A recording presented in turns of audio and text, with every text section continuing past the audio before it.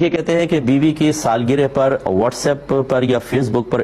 لوگ اسٹیٹس لگاتے ہیں فوٹو کے ساتھ، مائی وائف مائی لائف، پتہ نہیں کون کہہ رہا ہے یہ،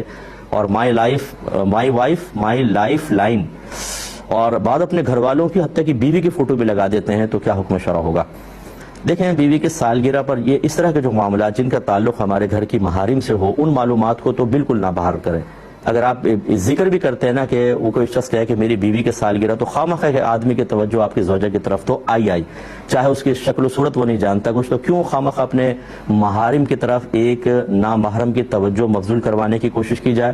اور دوسرا پھر خدا نخواستہ فوٹو ہی لگا دیں، تو پھر آپ کو پتہ ہے کہ یہ بہت بری چیز ہے۔ اپنے گھر کی عورت کو ایک دعوت نظارہ سا بنا دینا کہ لوگ اس کو دیکھیں، اور خدا نخواستہ پھر کسی کے ذہن پہ تو آپ کنٹرول نہیں کر سکتے کہ کون کس زاویہ نظر سے دیکھ رہا ہے، تو یہ بالکل غلط حرکت ہے، اس سے اجتناب کرنا چاہیے اور توبہ کرنی چاہیے۔ یہ کہتے ہیں کہ بیوی کی سالگرہ پر واٹس ایپ پر یا فیس بک پر لوگ اسٹیٹس لگاتے ہیں فوٹو کے ساتھ، مائی وائف مائی لائف، پتہ نہیں کون کہہ رہا ہے یہ، اور my wife my life line, اور بعد اپنے گھر والوں کی حتیٰ کہ بیوی کی فوٹو بھی لگا دیتے ہیں، تو کیا حکم شرع ہوگا؟